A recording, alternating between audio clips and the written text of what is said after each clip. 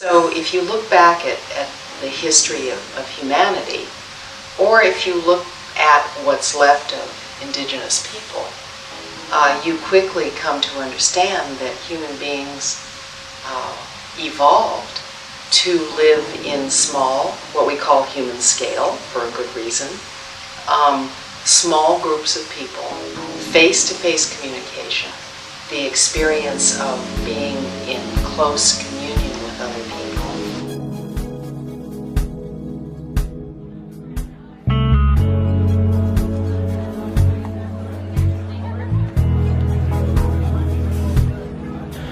If the kind of hunger for materials that speak of place and the human hand and so on are powering natural building right now, there is absolute starvation in the culture as it exists now for community interaction.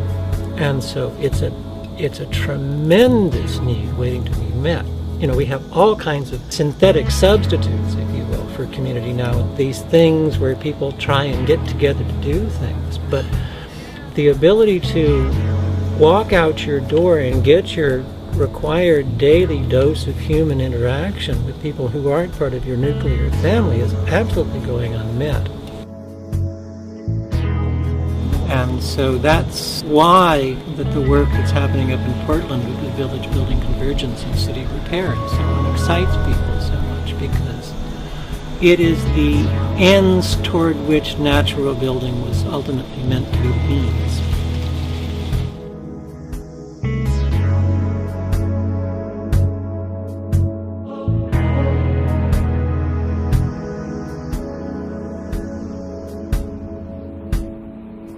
None of the people who have ever lived on this street or who will ever live on this street have ever had a say in how their lives would be organized. None of them have ever said, for instance, hey, let's move the functions of living away from the functions of working. Let's disintegrate those things so that when we come home at the end of the day after working with people we don't tend to get to know, let's live among people that we don't tend to get to know. No one ever said, hey, let's make everything bilaterally symmetrical as far as the eye can see, north, south, east, and west, and let's do it to every city west of the Ohio River all the way to the Pacific Ocean. San Diego, Seattle, Portland, St. Louis, Chicago. What effectively happened was the great commons of this land was converted into a commodity. Locating the great commons there in the intersection is just simply to recognize that where our pathways come together, so do our lives. This is the most profound principle of urban design, the intersection. The idea that you enable people to intersect however you can to enable them to communicate and to meet each other, to facilitate events, things that happen. It's about facilitating communication, not just the movement of goods and services. It's about helping people to build relationship.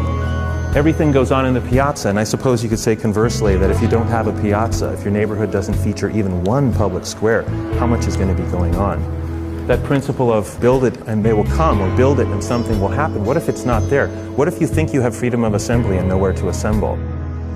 In fact, in the United States, we have fewer outdoor gathering places and indoor gathering places than probably any other country in the history of the world. And also the most acute social isolation and its associated problems of any first world country. I'm going to take you into Portland, Oregon now to show you our great experiment with that city.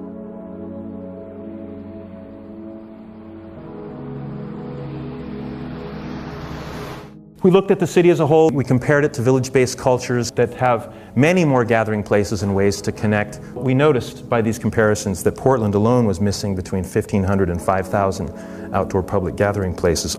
So we thought, okay, let's put one of them back and just see what would happen.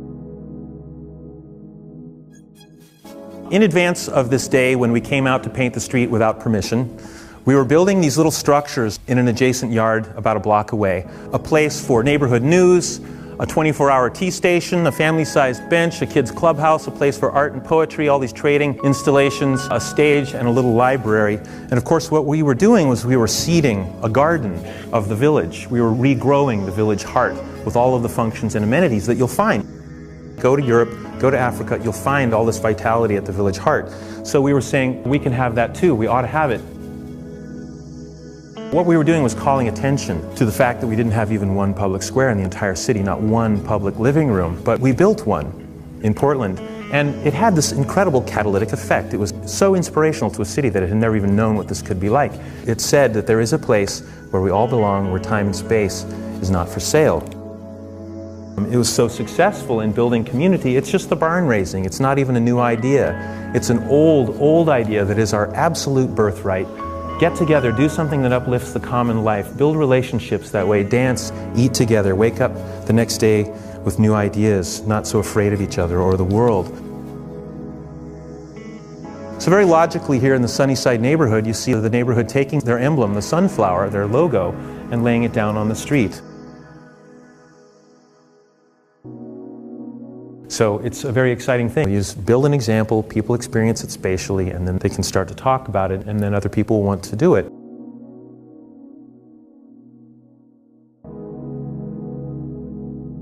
That location doesn't even need a stop sign. People just come to a stop or they slow way down. The way we understand the effect is that they can see from a distance that it's different from everything else. So place is used to calm traffic instead of barriers. And it just calls out that people might be present.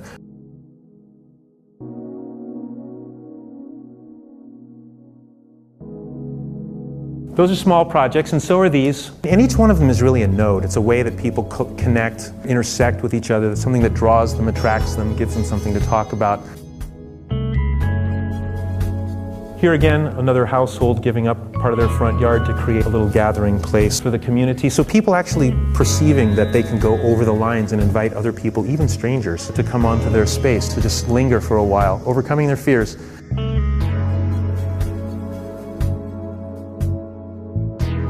This is called the Memorial Lifehouse, where a young man named Matt Shekel was crushed by a large truck that went through this stop sign.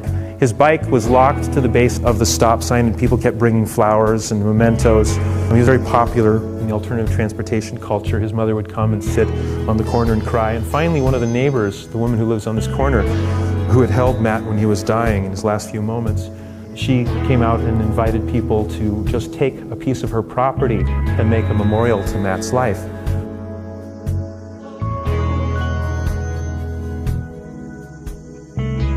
Poetry Plaza, a place where this woman in the green dress gives up her front yard for local students to come and write poems, for people to leave original poems in that little mailbox there for people to just come and take and to leave. So this is where people are saying, I can give up this space that I have and enable other people to access it.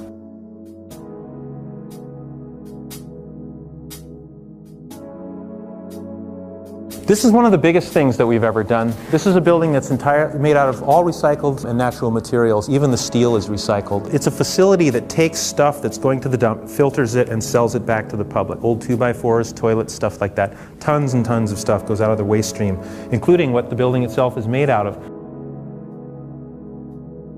It's just profoundly important to embed our new understandings and visions and awarenesses as a society in the physical landscape around us so that we can see that our understandings are shared and that the world is changing.